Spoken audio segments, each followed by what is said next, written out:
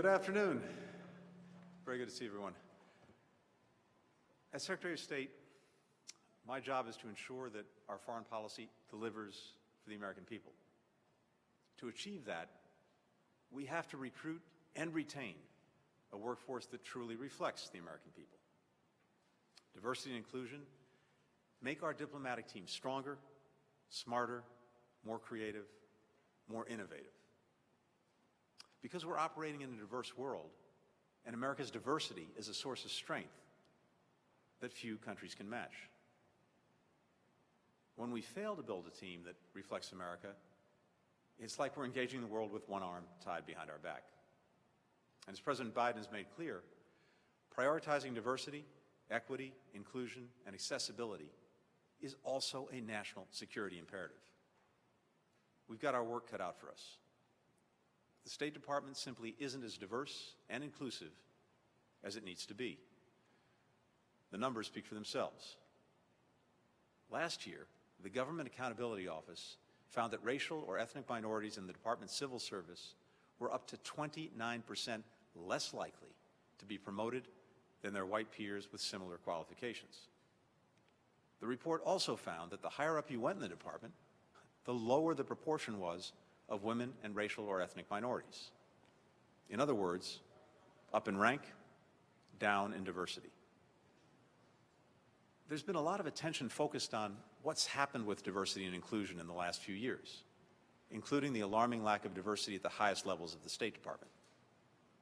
But the truth is, this problem is as old as the department itself. It's systemic. It goes much deeper than any one institution or any one administration. And it's perpetuated by policies, practices, and people to this day. That's why we've got to grapple with the problem of unequal representation and its root causes out in the open. We can't sweep it under a rug and pretend it doesn't exist. This work is hard, it can be painful, but it's going to make us better diplomats, and it will help us do right by the people on our team who have for too long waged this battle alone. It'll also show other countries that we're practicing what we preach when it comes to working to advance equality and respect here at home.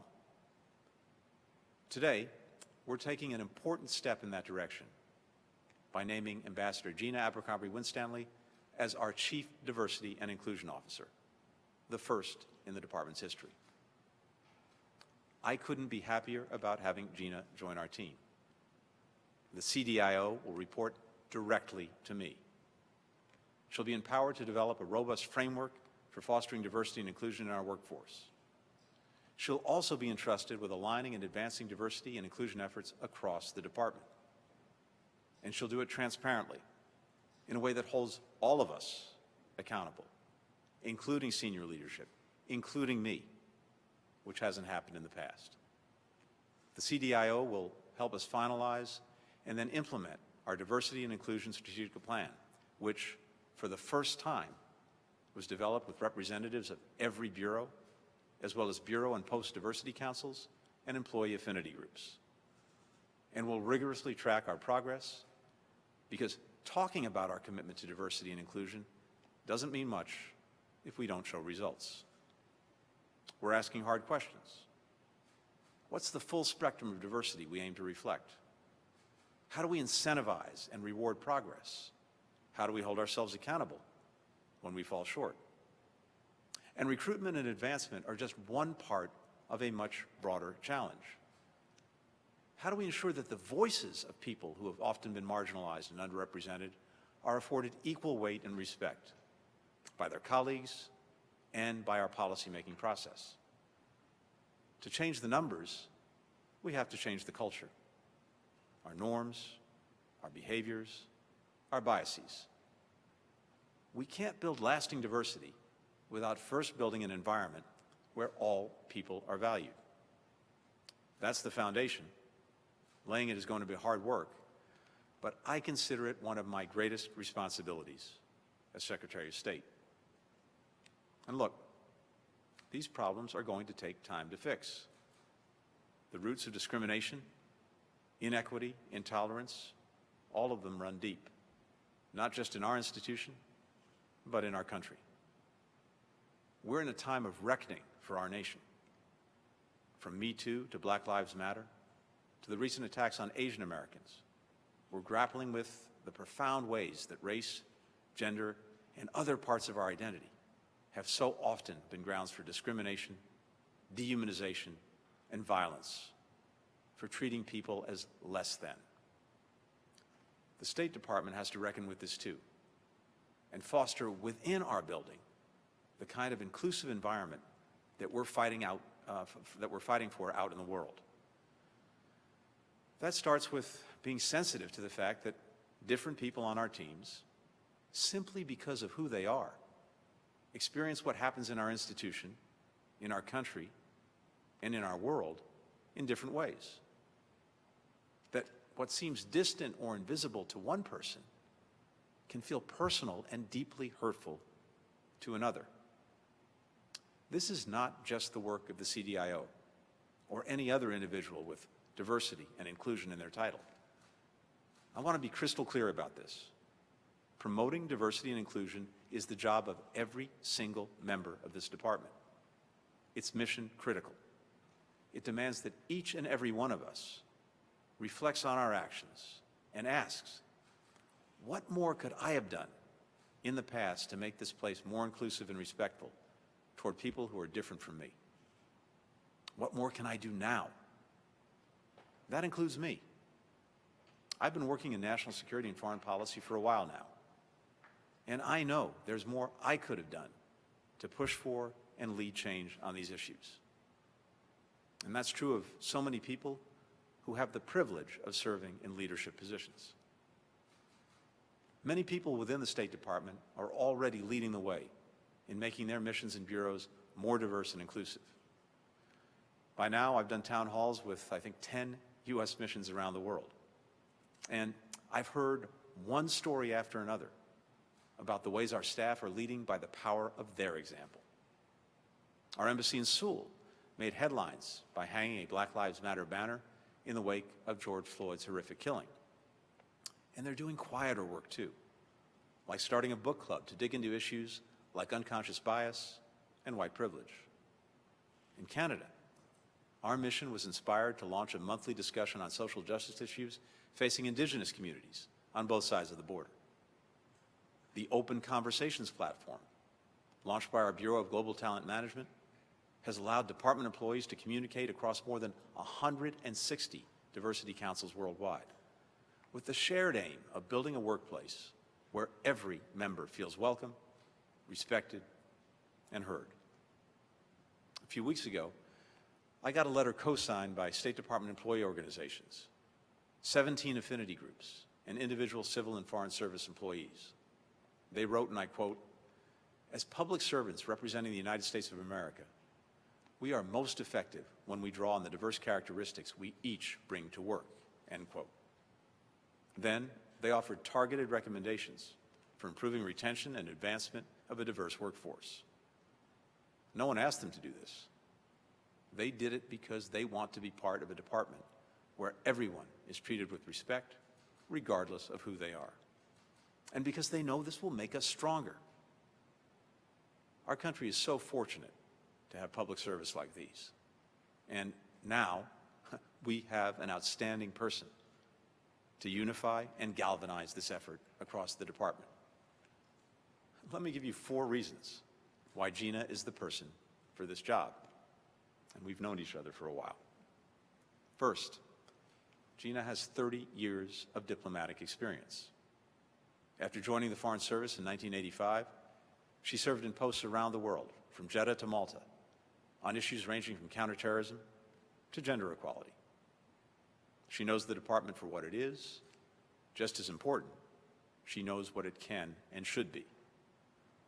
Second, Gina has a track record over her career of bringing empirical rigor and fierce urgency to the fight for diversity and inclusion and in pushing for accountability. Third, Gina has consistently been a courageous and outspoken voice on these issues, including by sharing her own experiences of discrimination, harassment, and other abuse in the department. Like when she was told in a briefing for State's Board of Examiners, the institution that selects candidates for the Foreign Service, that, quote, African Americans have cognitive difficulties with large amounts of reading material, end quote. She knows the toll this takes on individuals, but also on the institution. And fourth, Gina is a diplomat who knows there are times when you shouldn't be diplomatic. Like when people are denied an equal shot at rising in their career, prevented from serving our country because of who they are. She won't be afraid to tell us where we're coming up short. She won't be afraid to tell me where we're coming up short. And when she does, it's on us to listen and to act. There's a hallway in Mahogany Row on the 7th floor that leads to my office. It's lined with portraits of former secretaries dating back to Thomas Jefferson. It's hard not to notice that almost every one of the secretaries along that hallway is a white man. That's the story of the State Department until pretty recently. I thought about those portraits when I read something that Gina said in congressional hearing on this topic last year. She said, and I quote, I constantly walked into most meetings at State and knew instantly that everyone who should have been there wasn't, end quote. For as long as they've existed, our institutions have been defined not only by who is at the table, but by who wasn't. When the people sitting at our tables don't reflect America, we're losing out. When we allow bias to hold back capable people from developing their skills, building their careers, making their fullest contribution, we are failing to deliver the best team for the American people. We have a responsibility to make sure that everyone who should be at the table is at the table. I can't think of anyone better to move us toward that goal than Gina. I'm so glad she's taking on this mission. Gina?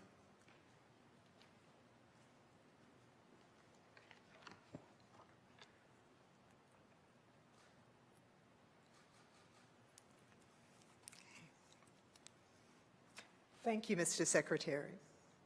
It is a privilege to once again be able to serve the American people by returning to this great institution and its exceptional people.